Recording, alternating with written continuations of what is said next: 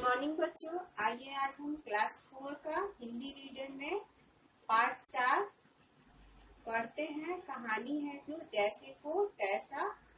इस पार्ट को पढ़ते हैं और उसको समझते हैं। ये जो पार्ट है बच्चों, ये एक भोले किसान की कहानी है।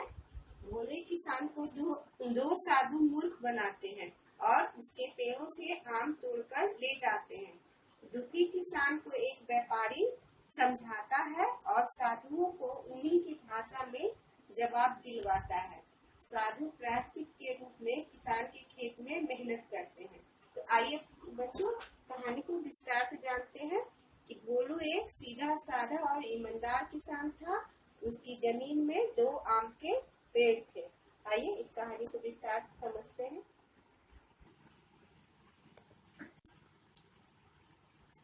बच्चों, यह है आपका पाठ 4।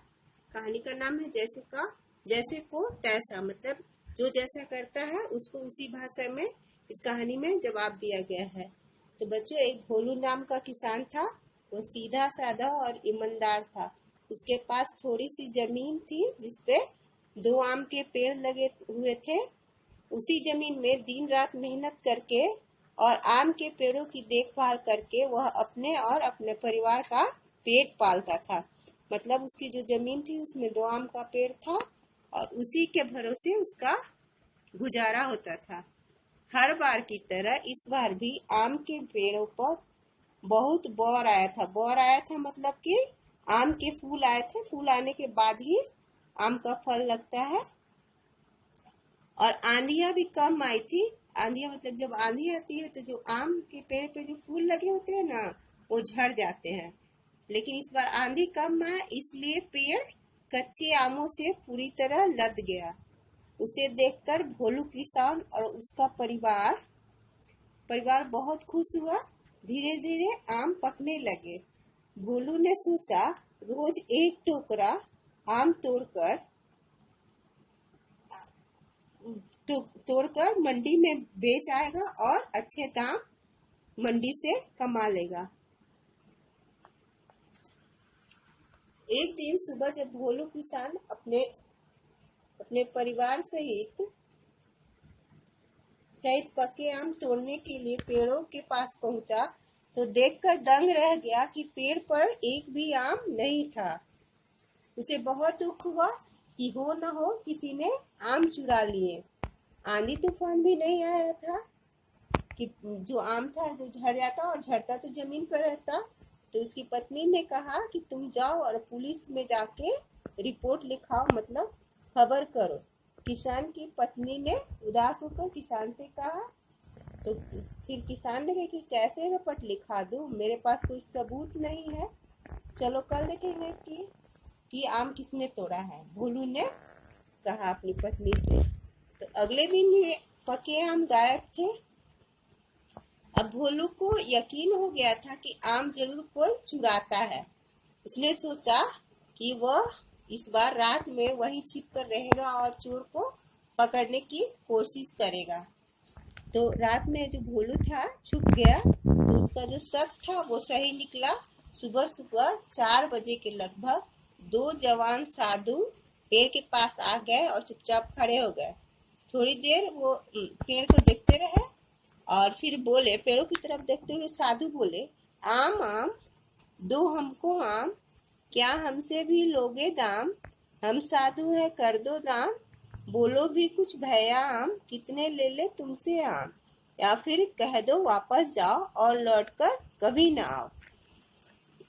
मतलब उन साधु ने आम से कहा कि हमको आम तुम दो और हमसे क्या तुम दाम लोगे? हम साधु हैं, हमको दान के रूप में तुम आम दे दो। और बोला साधु की पेड़ भैया कुछ तो बोलो कि हम कितना आम ले ले। लेकिन कहीं पेड़ बोलता है। तो उसके बदले में जो दूसरा साधु था वो बोला कि नहीं नहीं, क्या कहते हो तुम हम पर पाप चढ़ाते हैं, तुम जितने चाहे ले लो आम, क्या तुमसे भी लेंगे दाम।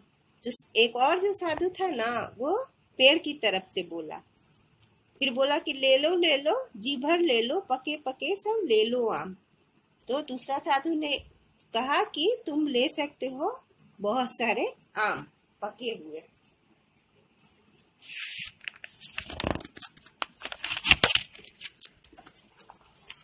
भोलू किसान ने छिपे छिपे ही देखा कि दोनों साधु मुस्कुराते हुए पेड़ों पर चढ़ गए और पके आम तोड़ने लगे और दोनों दो टोकरियों में भर के चलने लगे। तो भोलू ने पूछा कि मेरे आम क्यों चुरा कर ले जा रहे हो?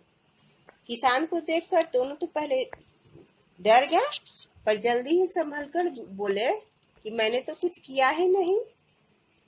तो फिर साधु ने बोला कि मूर्ख किसान, तुम क्या चाहते हो कि हम तुम्हें श्राप दे दे? तुमने देखा नहीं कि हमने पूछ कर ही पेड़ से आम लिया। देखो, भोलू जो था नाम के अनुरूप ही भोला था, इसलिए साधु ने भी उसको मूर्ख बना दिया कि तुम चाहते हो कि हम तुमको श्राप दे दें। तो भोलू जो था डर गया, बोला लेकिन महाराज, पेड़ भला कैसे बोलेगा?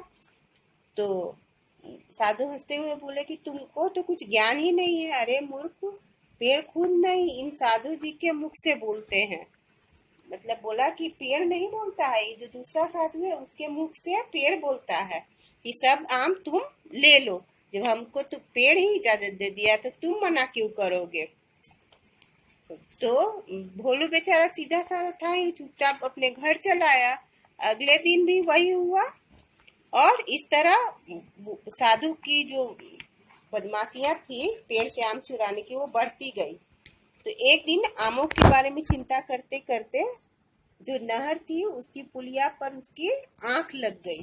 तो कुछ देर बाद भोलू किसान की, तो कुछ देर बाद वहां एक व्यापारी आया और उसके पास आकर बैठ गया। तो उसने व्यापारी से पूछा, क्या भाई, तो क्या तुम पास के गांव के हो? भोलू ने आंख मलते हुए उत्तर दिया। क्या? हाँ, भोलू ने आंख मलते हुए, मतलब व्यापारी ने किसान से पूछा कि तुम इसी गांव के हो? तो पास के गांव के। तो भोलू ने कहा हाँ। तो वो व्यापारी बोला कि क्या तुम मेरी मदद कर सकते हो? मैं चाहता हूँ कि तुम मुझे अपने घर पे उस रात में ठहरने दो और तुम जो भी दोगे मैं खा लूंगा। व्यापारी ने भोलू किसान से कहा। तो भोलू ने कहा कि मैं तो गरीब किसान हूँ, भला मैं आपकी क्या सेवा करूंगा? फिर भी आप चलिए मेरे घर, जो भी मुझसे बन पड़ेगा मैं करूंगा।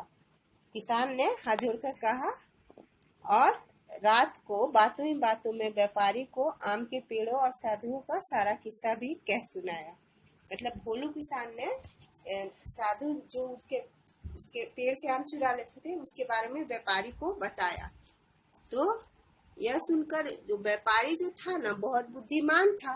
तो बोला कि ये जो साधु है इसको मूर्ख बना के और भोलेपन का फायदा उठा कर ले जा रहे हैं। तो उन्होंने कहा, किसान से कहा कि चलो मैं जैसा कहता हूँ तुम वैसे वैसे करो। और उसने किसान को कहा कि तुम दो मोटी मोटी लाठियां भी ले लो। जब वे साधु आम तोड़कर टोकरे में भर ले तो तुम भी पेड़ से पूछना कि पेड़ तुम तो मेरे हो, पर आम साधु ले जाते हैं, बोलो मैं क्या करूं? और पेड़ जो कुछ भी मेरे मुंह से बोले तुम वही करना। मतलब व्यापारी बोला कि मैं भी छुप जाऊंगा पेड़ों के पीछे और तुम पूछना पेड़ से कि तुम तो मेरे हो, लेकिन ये साधु को क्यों ले जाने देते हो आम? तो दोनों ने ऐसा सोचकर दोनों छुप गए। और जब आए साधु जब आए पेड़ों की ओर और फिर उन्होंने पूछा कि पेड़ पेड़ हो तुम मेरे, पर साधु ले जाते आम। जब व्यापारी ले जाने लगे ना तोड़कर आम, तो जो भोलू किसान था उसने पेड़ से कहा कि पेड़ पेड़ हो तुम मेरे, पर साधु ले जाते आम। पाला पोसा मैंने तुमको, पर साधु है खाते आ। तुम ही बताओ प्यारे पेड़ो, मेरे लिए बचा क्या काम? इतना सुनते ही बुद्धिमान व्यापारी ने आंख मूंद कर पेड़ की ओर से कहा कि सुनो सुनो ओ भोलू किसान, करो नहीं अब तुम आराम। ये साधु है धूर्त बड़े, अब तुम करो एक ही काम। मतलब उसने पेड़ की तरफ से कहा कि इसको साधु को तुम मारो। तो भोलू किसान ने ऐसा ही किया और डंडे से उन साधुओं को मारने लगा। तो फिर पिटते पिटते किसान ने कहा कि साधु ने कहा कि तुम क्यों मार रहे हो मुझे, तुम्हें पाप लगेगा। तो किसान ने कहा कि नहीं, कैसा कुछ भी पाप नहीं लगेगा। तो फिर दोनों साधुओं ने किसान के पांव पकड़ लिया और गिड़गिड़ाकर कहा कि मुझे माफ कर दो। तो भोलू किसान तो बहुत भोला था, बोला कि ठीक है, लेकिन प्रायश्चित के रूप में तुम्हें मेरे खेतों में काम करना पड़ेगा। और साधुओं ने ऐसा ही किया। तो आज आपने इस कहानी को सुना। आज के लिए इतना ही। धन्यवाद।